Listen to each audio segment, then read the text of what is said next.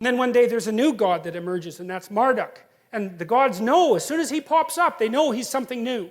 Remember, and this is happening while the Mesopotamians are assembling themselves into one of the world's first great civilizations. So all the gods of all those tribes are coming together to organize themselves into a hierarchy to figure out what proposition rules everything.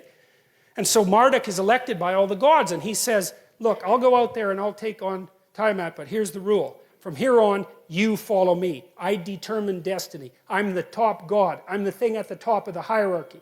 And all the other gods say, hey, look, no problem. You get rid of chaos, we do exactly what you say. Now Marduk, he has eyes all the way around his head, and he speaks magic words. Those are his primary attributes. And so he takes a net, and he goes out to confront Tiamat.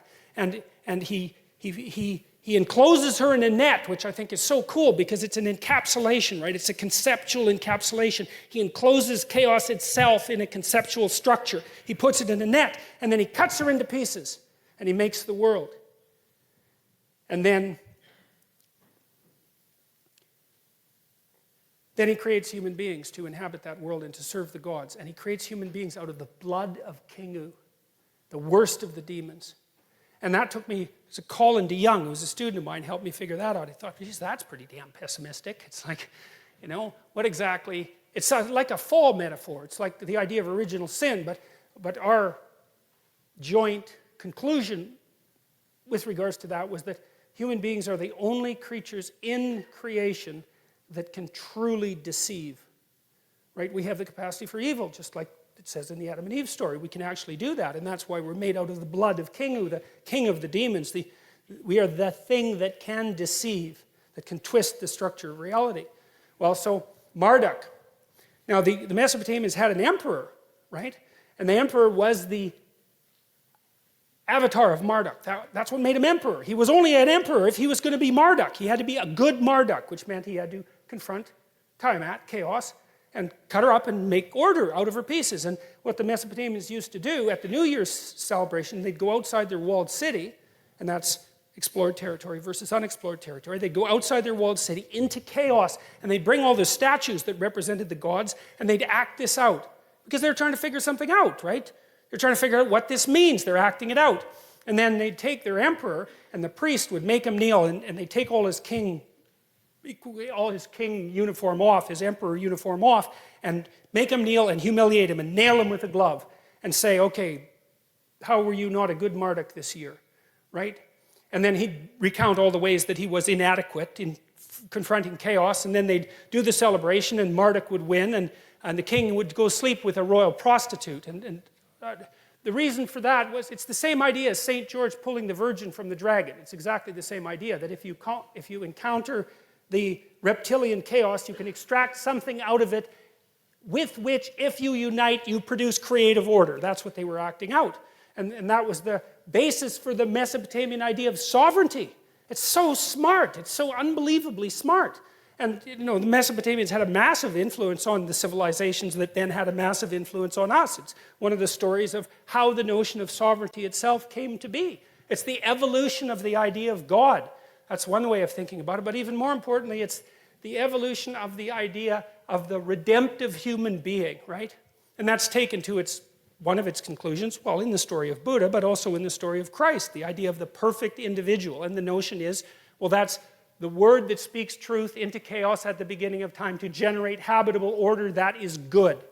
That's the story. And so with that,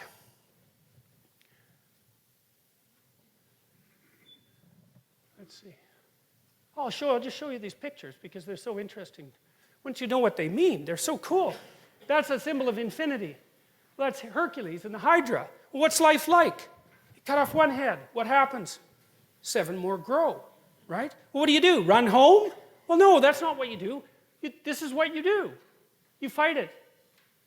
It's the chaos that generates partial chaos. It's the ultimate chaos that generates partial chaos. But that chaos also is what revivifies life, because otherwise it would just be static.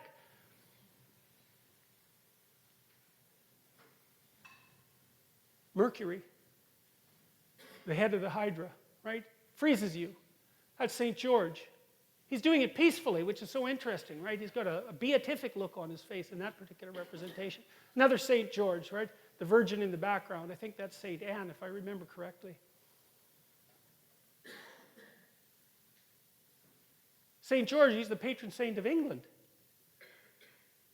Here's an interesting one. This actually sheds light on the human proclivity for warfare. St. George, that's a Muslim soldier. It's really easy to transform the enemy into the dragon, right? Because the enemy is often the predator, and we do that instantaneously, right? Without a second thought. And so then we can go to war morally, because why not take out the snakes? Well, you know, the problem is, where are the snakes? Well, maybe they're outside, and maybe they're not. Maybe they're in this room, and even worse, maybe they're in you. And that's wisdom, when you know that they're in you. And why wouldn't she be happy about that? Especially if she had a child, right? Seriously.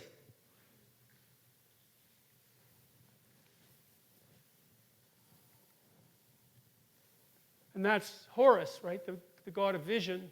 And he was a falcon, because falcons have great vision, and they fly above everything and they can see everything. And so that was the Egyptian creator god, Horus. And I'll tell you the story about Horus at some point as well. Now, here's some pictures that demonstrate what I had described as the emergence of, let's say, the meta-hero out of the hero. So there's the person you admire, and then there's the set of people that you admire, and then there's the meta set of admirable people, and the extraction of that ideal. As far as I can tell, that's just what's portrayed in these images.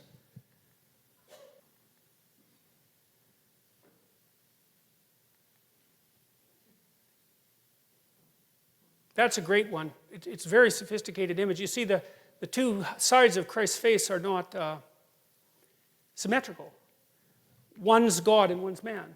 That's what that icon means.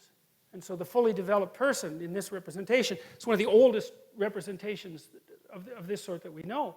The idea is that there's the human person in his ordinariness, let's say, and then there's this kinship with the divine that's associated with the willing adoption of the responsibility of mortal being. And that produces this union, and then it's manifest in a book, right? Because that's speech, and it's associated with the sun, right? It's the proper way of being.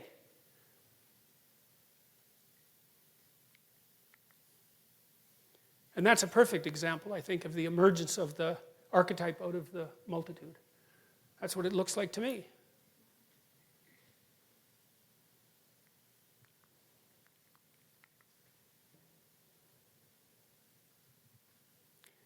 And so, I guess now we're done with Genesis 1, and that took 3 lectures, but God's complicated, you know? That's the thing. So,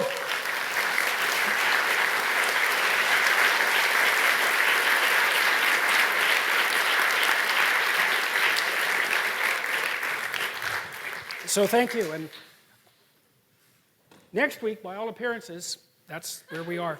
So, we've got 20 minutes for questions. So in the past, I've done some work with Big Brother, Big Sister, and whatever. That being said, the most common story I tend to hear from conflicted youth is that they're raised in a single-family home, usually with a mom. Dad is either not in the picture, an alcoholic, whatever. So we have this child who is trying to seek ways to make himself healthy and empower himself in ways that a healthy father should have done so, you know, between the formative years of like 1 to 4. So I think you know where I'm going with this. Let's say for someone who's born without like a good father figure, where would they go out in the world, or like what spheres of influence would they try to expose themselves to like gain access to that fountain of health and knowledge that a good father figure should have provided them to in the first place? Okay, well, partly, I mean, certainly to some degree, a good mother can provide that, right? To some degree. Although it's hard for one person to be everything. Right. You know, and I think one of the conundrums that face women, and this is a tough one, and this is why I think women are higher in trait agreeableness and higher in trait negative emotion, is that, you know, the primary problem that a woman has with an infant is why not throw it out a window? Because it's very annoying, right? I mean, it's there all the time. It's constant demand. It's absolutely constant demand, tremendous dependency. And so a woman has to be tilted towards mercy. That's how it looks to me. Right. And especially during it's so important during especially the first year when children are so unbelievably vulnerable. And so I think it's very difficult for women to be merciful like that and to make the shift to encouraging disciplinarian. I think that's a very difficult thing for people to do simultaneously. Although, you know, people, I'm not saying that women are always only merciful and men are always only encouraging disciplinarians, but things do sort themselves out to some degree like that. And I think also the biochemical transformations that accompany pregnancy and childbirth and lactation also tilt a mother towards that as well. Because she has to really love that little thing, right? It's number one, no matter what it demands. And then telling it what to do and making sure it's behaving properly, that's a whole different issue. Now, but the kids who lack fathers, I mean, first of all, they can find that to some degree in their friends.